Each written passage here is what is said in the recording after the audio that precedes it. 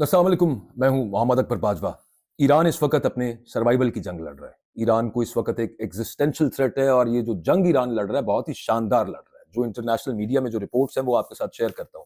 Strikes हैं, counter strikes हैं, लेकिन इन सबको जब आप एक मिला के जब आप इस सिचुएशन को पढ़ते हैं तो आपको एक लार्जर पिक्चर नजर आती है। आइसोलेटेड इंसिडेंट्स को जब आप इकट्ठा करते हैं, और वो ये है कि जो एंटायर गल्फ सिक्योरिटी आर्किटेक्चर है जो अमेरिका ने बनाया हुआ है बुनियादी तौर पे इसराइल को बचाने के लिए, इसराइल को बफर करने के लिए, जो नेट सिक्योरिटी प्रोवाइडर इस रीजन का अमेरिका बना हुआ है, उस सिक्योरिटी आर्किटेक्चर में डेंट डालने में तो छोटा लफ्ज है, फ्रैक्चर करने में उसमें ईरान काफी हद तक कामयाब हो गया है।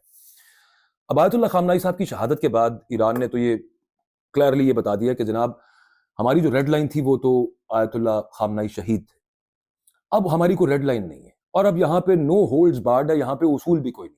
और फिर सादा सी बात है कि ईरान इस वक्त अपने सर्वाइवल की जंग लड़ रहा है। सो ये जंग फिर यूं जारी रहेगी, लेकिन उसकी डिटेल्स पे आने से पहले मैं सिर्फ इतनी अर्ज करना चाहता हूं कि डोनाल्ड ट्रंप ने शायद इस बारे में सोचा नहीं है कि ये जो जंग इस वक्त जिसमें उसने जो ईरान पे मुसल्लत की है अमेरिका और इसराइल ने, इसकी तैयारी ईरान ने 40 साल की है और वो नजर आ रही है इस वक्त तैयारी। ये एक एसिमेट्रिक वॉरफेयर है जिसमें एसिमेट्रिक से मुराद कि अमेरिका और इसराइल की जो मिलिट्री माइट है, उनका जो मनी मसल है, जो उनका उनके पास जो पैसा है, और उसके अलावा जो डिप्लोमेटिक उनका क्लाउट है, उसका कोई मुकाबला नहीं है इन तीनों रेल्म्स के अंदर ईरान के साथ। एसिमेट्री है, लेकिन ईरान फिर भी इस एसिमेट्रिक वॉरफेयर की जो तैयारी 40 साल करता रहा, ये वही ईरान है जिसने इराक ईरान जंग में 10 लाख बंदे मरवाए हैं। केमिकल अटैक्स ईरान के ऊपर हुए और उस वक्त सद्दाम हुसैन अमेरिका के इशारे पे, अमेरिका की बैकिंग से, फ्रांस की बैकिंग से, दीगर मुल्कों की बैकिंग से ईरान पर हमलावर था। ये बात शायद अमेरिकी सदर भूल गए कि उस कड़े वक्त को ईरान भुगत चुका है और बड़ी रेजिलियंस है ईरानी लोगों के अंदर। एक वैसी 4-5 हजार साल पुरानी सिविलाइजेशन है। और फिर उसके अलावा जो इकोनॉमिक सैंक्शंस है वो आपके सामने है, कितनी सख्त इकोनॉमिक सैंक्शंस, लेकिन उसके बावजूद झुकने से इनकार किया ईरान ने हमेशा। और अब की सूरत हाल ये है। और फिर ये भी बात जहन के अंदर रखिए कि मुसलमानों का तो वैसे अकीदा है शहादत अल्टीमेट गोल हमारा हो जाए या ओवरऑल जितने भी मुस्लिम ममालिक है।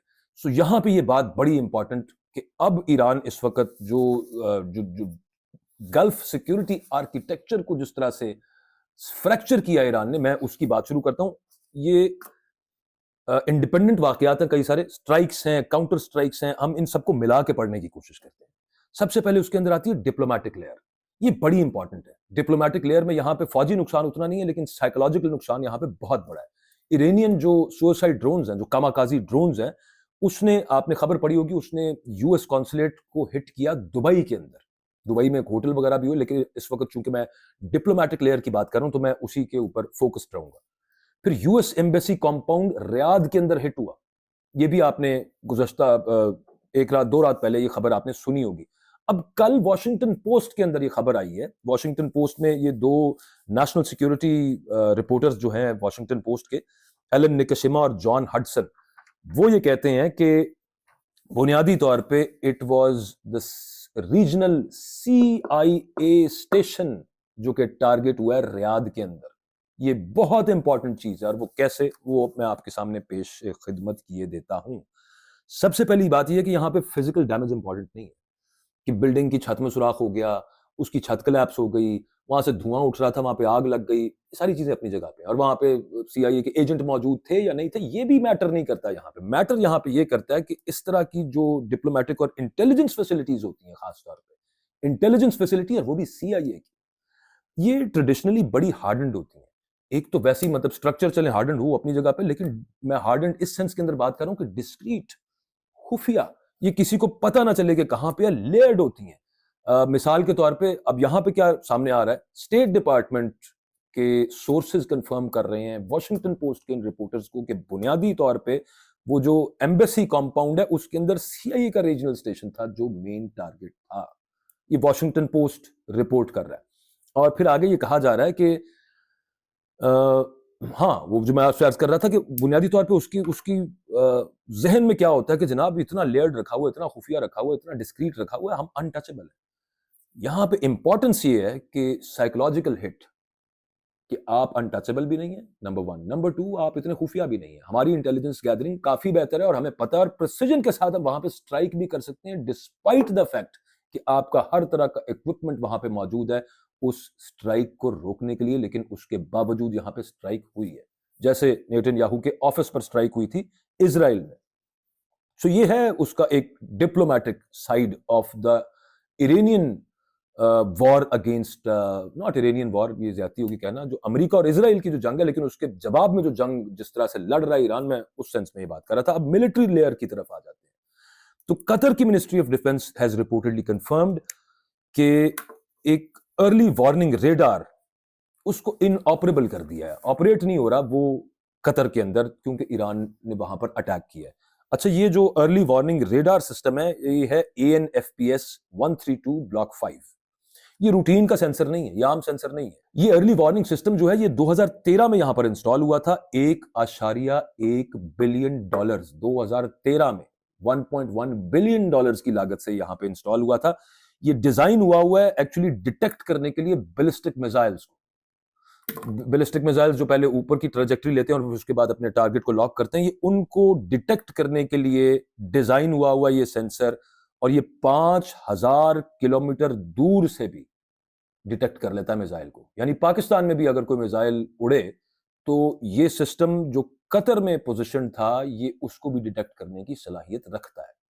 अब ये ईरान के बैलिस्टिक मिसाइल्स को डिटेक्ट कर रहा था, लेकिन इंफॉर्मेशन कहां पे रिले होती है, इजराइल या अमेरिकन डिफेंस को।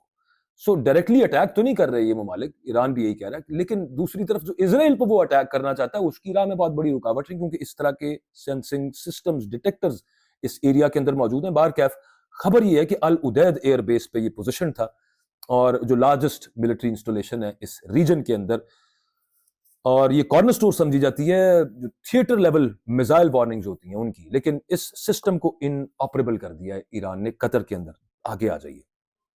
देर are also claims and there are reports के जो थर्ड सिस्टम है, थर्ड सिस्टम का भी बेड़ा गर्क कर दिया ईरान ने। ये थर्ड सिस्टम की अगर हम बात करें तो ये thermal high altitude area defence है। हाई एल्टीट्यूड के ऊपर वो थर्मल सेंसिंग कर लेता है, वो अगेन मिसाइल्स को कंट्रोल करने के लिए और दीगर उन प्रोजेक्टाइल्स को जो कि हाई एल्टीट्यूड पे फ्लाई करते हैं उनको सेंस कर लेता है। ये थर्ड सिस्टम जो है, ये जो वेस्ट एशिया के लिए, इस पूरे खत्ते के लिए जो लगा हुआ था, इसको भी इनऑपरेबल कर दिया है। इसका भी बेड़ा गर्क हो गया है। और दूसरी चीज इसके अंदर इंपॉर्टेंट ये है कि इस पर ईरान का ये कहना है कि अब मामला ये है कि जनाब हमारा जो मिसाइल हैंड है ना वो खुल गया है। मिसाइल एक एक्सपेंसिव चीज है। अब मिसाइल आपने चलाया, मिसाइल जाया नहीं किया ईरान की स्ट्रैटेजी रही कि एक swarm of cheap drones and cheap missiles जिनको डाउन करने के लिए, जिनको इंटरसेप्ट करने के लिए महंगे मिसाइल अमेरिका यूज कर रहा है। तो एक तो फाइनेंशियली एक हिट पड़ रही है, ब्लीड कर रहा है इसराइल और अमेरिका, और दूसरी तरफ उनका स्टॉक पाइल भी इतना ज्यादा नहीं है जितने ज्यादा ईरान के पास ड्रोन्स हैं। I will come to that point in a moment. लेकिन उससे पहले ईरान अब ये कहता है कि अब हम सक्सेसफुल टारगेट्स हिट कर सकते हैं, हमारा मिसाइल हैंड अब खुल गया है। एक और खबर इसके अंदर ऐड कर लीजिए। ये भी रिपोर्ट हो रहा है कि ये जो थर्ड सिस्टम यूएई के अंदर जो थर्ड सिस्टम था, इसको जो किया है, इनऑपरेबल किया है ईरान ने साउथ कोरिया में। जो साउथ कोरिया भी अमेरिका का एक इत्तेहादी है और वो चाइना के लिए वहां पे बैलेंसिंग के तौर पर रखा हुआ था। तो साउथ कोरिया से अब एक थर्ड सिस्टम जो कि अमेरिका ने वहां पे दिया हुआ था वो मंगवाना पड़ गया अमेरिका को इस खित्ते की खातिर। मकसद क्या है यहाँ पे? इसराइल को बचाना बुनियादी तौर पे, क्योंकि ये मसला इन ममालिक का नहीं है। ना ईरान इनको हिट कर रहा है, ईरान हिट कर रहा है उस फैसिलिटी को जहां से ये पहले वार्निंग दे देता है इसराइल को या अमेरिका को कि यहां ईरान का मिसाइल या ड्रोन इसराइल की तरफ जा रहा है। That is the point two make here. अब आगे आ जाते हैं मैरीटाइम डोमेन के अंदर। समुद्री मामला क्या चल रहे हैं? एक तो बिजनेस के मामला हैं, एक तो जो एनर्जी और ऑयल की जो और गैस की जो तरसील है वो रुकी हुई है, उसका जो इंपैक्ट है वो I have discussed in the previous video.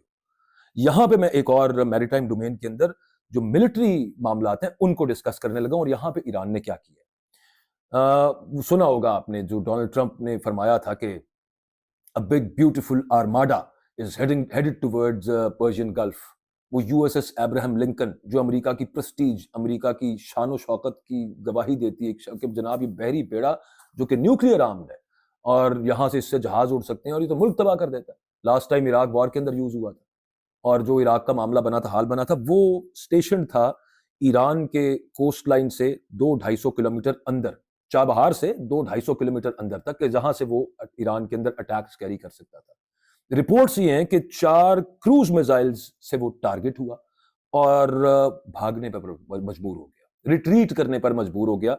अब ये कहा जा रहा है कि यूएसएस अब्राहम लिंकन साहब जो हैं, that retreated south east into Indian ocean, पता नहीं कहां जाके दम लिया होगा, लेकिन यहां से निकल गया वक्ती तौर पे। अब निकलने का मकसद ये है कि इतनी दूर से जाके जब वो ईरान पे अटैक करेगा तो दो चीजें हैं, शायद टैक्टिकली पॉसिबल ना हो, और दूसरी बात ये है कि वो पॉसिबल होगा भी तो अगेन वो कॉस्ट बढ़ाएगा। लेकिन उससे इंपॉर्टेंट बात ये है कि साइकोलॉजिकल हिट है अमेरिकी जर्नैलों को, अमेरिकी फौज को, इतना दुनिया का स्टेट ऑफ द आर्ट है, पुराना बना हुआ, लेकिन बेड़ा लेके वो यहाँ पे आए और उनको भागना पड़ा यहाँ से, क्योंकि बड़ी हजीमत उठाना पड़ती अगर वो गिर जाता। वैसे मेरा जाती ख्याल ये है कि ये जो 4 क्रूज मिसाइल्स की बात हो रही है, ये जब जंग थमेगी, जब गर्द उतरेगी, तो पता चलेगा कि उस बहरी बेड़े को कितना नुकसान हुआ और उस पर जो खड़े जो एसेट्स थे उनमें से कितने तबाह हुए वहां पे। Time will tell. खैर, आगे आ जाते हैं। ये उससे भी इंपॉर्टेंट चीज है जो मैं अब अगली आपसे अर्ज करने लगा हूं, कि यूएस का एक फ्लैग टैंकर इस स्ट्रेट ऑफ हॉर्मुज और इस पर्शियन गल्फ के अंदर, जिसका नाम है सिटेना इंपेरेटिव, इसको भी एरियल स्ट्राइक्स पड़ी हैं और ये रिपोर्ट हो रहा है कि इट सस्टेन्ड एरियल स्ट्राइक्स। अब ये सिग्निफिकेंट क्यों है? सिग्निफिकेंट इस वजह से है कि ये 10 टैंकर्स का एक, यूएस फ्लैग टैंकर्स का एक बेड़ा आप कह लें, उनमें से एक है, उनमें से एक है। लेकिन ये इंपॉर्टेंट इस वजह से है कि यूएस टैंकर सिक्योरिटी प्रोग्राम का पार्ट है ये। वहां पे स्ट्रेटेजिकली आपने जो ट्रैफिक खुली रखनी है और जो सिक्योरिटी प्रोग्राम है कि टैंकर्स की सिक्योरिटी अपनी जगह पे, लेकिन उसके अलावा जो आपको स्ट्रेटेजिकली जो ऑयल वहां से चाहिए, जो आप ले जाना चाहते हैं, लाना चाहते हैं, जो, और फिर ये टैंकर आम टैंकर नहीं है, मैंने आपसे पहले कहा कि ये इस स्ट्रेटेजिक यूनिट का एक पार्ट है, इसको हिट किया है। तो यहाँ पे मामला ये नहीं है कि ये फ्यूल लॉजिस्टिक रेजिलियंस के लिए एक टैंकर जो था वो फारिग हो गया। इसका मतलब ये है कि ये पूरा का पूरा प्रोग्राम, ये जो 10 टैंकर्स का है, जो कि फ्यूल लॉजिस्टिक रेजिलियंस के लिए यहाँ पे रखा हुआ है, अगर एक हिट हो सकता है तो बाकी 9 भी हिट हो सकते हैं। ये एक बड़ा साइकोलॉजिकल डेंट है। अब खैर आगे आ जाइए, आगे चल के हम जरा बात कर लेते हैं अब रिसोर्स प्रॉब्लम की। ये बड़ा इंटरेस्टिंग और सबसे मजेदार मामला यहाँ पे ये है, और वो ये है कि यूएस ऑफिशियल्स जो हैं वो तो अब ओपनली एडमिट कर रहे हैं कि हमने खर्च कर दिया, इतने सालों में हमने ये इंटरसेप्टर प्रोडक्शन बनाई थी, ये जो पेट्रियट मिसाइल्स, और जैसे इसराइल के चलें बात कर लेते हैं, उनके एरो मिसाइल है, उनका डेविड स्लिंग है, वो जो आयरन डोम जिसकी बड़ी धूम सुनी हुई थी। लेकिन यहाँ पे हम चूंकि पेट्रियट मिसाइल्स की बात कर रहे हैं गल्फ के तनाजुर के अंदर, तो यूएस ऑफिशियल्स ये एडमिट कर रहे हैं कि ये सालों में बने थे और ये डिप्लीट होते जा रहे हैं, खत्म होते जा रहे हैं। बिकॉज उसकी रीजन क्या है? उसकी रीजन ये है कि ईरान के ड्रोन पर आ जाइए। ईरान का जो ड्रोन है शाहिद 136, ये 2500 किलोमीटर तक की रेंज रखता है, 500 किलोमीटर पर आवर की स्पीड से उड़ता है, और इसको बनाने में जो पैसे लगते हैं मुख्तलिफ रिपोर्ट्स के मुताबिक वो $50,000 से ऊपर नहीं, 30,000 से $50,000 के अंदर ये एक शाहिद ड्रोन बन जाता है। ईरान के पास कैपेसिटी है 400 से 500 डेली बनाने की, और रिपोर्टेडली ईरान के पास जो इनका स्टॉक है वो 80,000 शाहिद 136 ड्रोन्स का है। ये जो पिछली तबाही जिसका मैंने जिक्र किया, उनमें से मेजॉरिटी में ये शाहिद ड्रोन इन्वॉल्व है। अब ये ड्रोन एक ट्रक के ऊपर 4-5 ड्रोन रख के कहीं से भी ले जाके फायर किए जा सकते हैं और वो अपने टारगेट को हिट कर लेंगे। उसके पीछे जो टेक्निकल कॉम्प्लेक्स डिटेल है उसमें इस वक्त जाने का फायदा नहीं है, लेकिन ये है एसिमेट्रिकल वॉरफेयर। एक तरफ पेट्रियट मिसाइल है, एक तरफ थर्ड बैटरीज लगी हुई है, एक तरफ फलाने जहाज और फलाने, दूसरी तरफ ये एसिमेट्री में भी ईरान जिस तरह से मुकाबला कर रहा है, वो सारी सूरत हाल आपके सामने है। अब मजे की बात इसके अंदर यहाँ पे ये है कि ये जो $50,000 का एक ड्रोन है, इसको मारने के लिए उम्मीद तौर पे अमेरिका का $1 मिलियन का मिसाइल फायर किया जाता है। एक मिसाइल ने गिरा लिया एक ड्रोन तो ठीक है, अगर एक मिसाइल मिस कर गया उस ड्रोन को तो एक और फायर किया जाएगा, एक और फायर किया जाएगा, अल्टीमेटली चले हमने ड्रोन फायर कर दिया। वो एंटी ड्रोन गन्स अलग है, लेकिन यहाँ पे चूंकि एक स्वार्म ऑफ ड्रोन्स है, बड़ी तादाद में ड्रोन्स आ रहे हैं, और आपका जो एयर डिफेंस सिस्टम है वो ऑटोमेटिकली एक्टिव हो जाता है एक हॉस्टाइल प्रोजेक्टाइल का सिग्नेचर पढ़ते साथ ही। सो एक 50,000 के ड्रोन को गिराने के लिए अमेरिका को $3 मिलियन के इन सम केसेस मिसाइल यूज करने पड़ते हैं, चले दफा करें, $1 मिलियन भी यूज करना पड़े तो किधर $50,000, किधर $1 मिलियन। ये मैथ जो है ये मैच नहीं कर रहा है, इसकी कुछ समझ नहीं आती। और फिर दूसरा जो हम बात कर रहे थे कि जो इसकी कॉस्ट पे करना पड़ रही है अमेरिका को, अब ये माफ कीजिएगा, हाँ, ये जो 80,000 का स्टॉक पाइल इस वक्त ईरान के पास मौजूद है, तो यहां पे मामला ये बन रहा है कि ये लो कॉस्ट सिस्टम्स है और ये हाई वैल्यू नोड्स और कटिंग एज टेक्नोलॉजी वाले ये उनको टारगेट कर रहे हैं।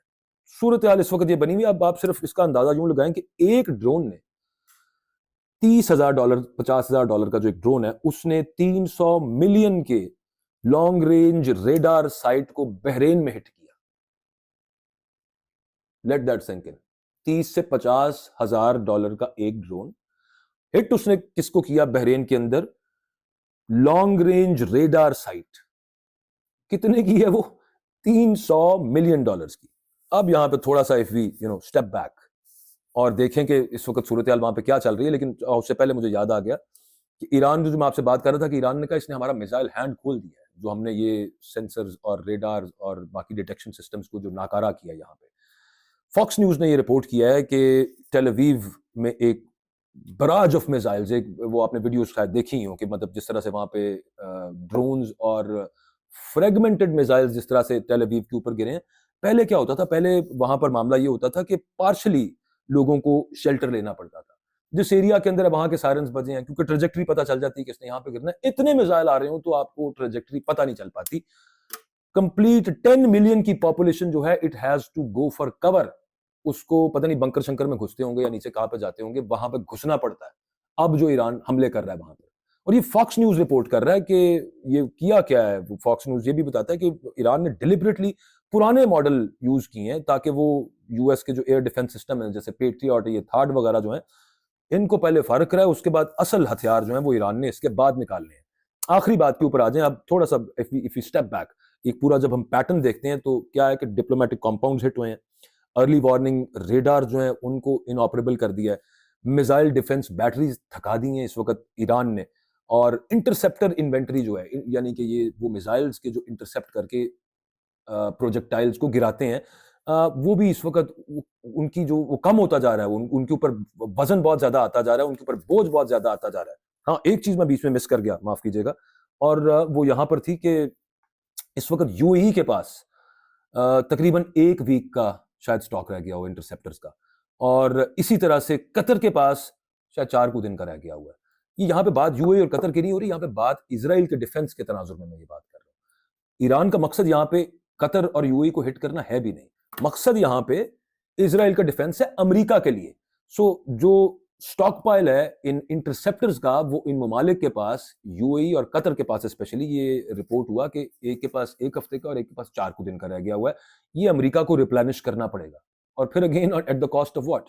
पैसे भी इन्हीं ममालिक को पे करने पड़ेंगे। वो पता नहीं, अब ये भी खबरें बीच में आई कि यूक्रेन से अमेरिका ने जो रशिया के खिलाफ लड़ने के लिए दिए हुए थे इंटरसेप्टर्स, अब यूक्रेन से उठा के वो यहां पर लेके आएगा, क्योंकि मकसद इसराइल को बचाना है। और ये बात बड़ी क्लियर है यहाँ पे कि इसराइल के ऑल्टर के ऊपर सब कुछ सैक्रिफाइस, अमेरिका की फर्स्ट प्रायोरिटी इस वक्त सब चीजों के अंदर इसराइल है। खैर, coming back to the point, tankers जो हैं वो फंसे पड़े हैं पोर्ट्स के अंदर, ये इसके अंदर छठा पॉइंट है। और फिर ये जो मैंने आपसे अर्ज किया कि जो हाई स्पीड मिसाइल बोट्स, बल्कि मैं उनके बारे में अभी बात करना भूल ही गया, ये इस मिसाइल बोट को, जो हाई स्पीड मिसाइल बोट है, ये 110 नॉट हैदर इसका नाम है, ये अभी ताजा शोकेस की है ईरान ने।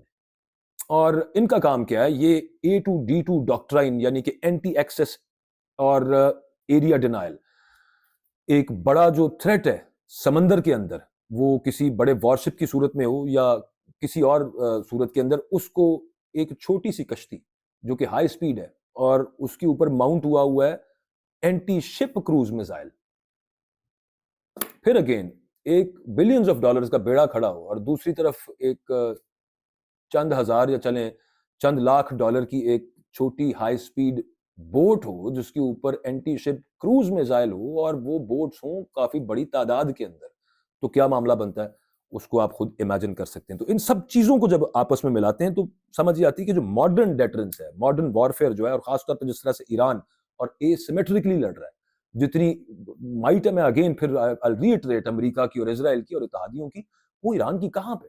ईरान के साथ तो सब मामला, लेकिन ईरान 40 साल इसकी तैयारी करता रहा। अब यहाँ पे नजर आ रहा है कि वो कैसी जबरदस्त तैयारी की है, और एडवांस सिस्टम्स उसके सामने कुछ नहीं कर पा रहे, एडवांस टेक्नोलॉजी उसके सामने कुछ नहीं कर पा रही।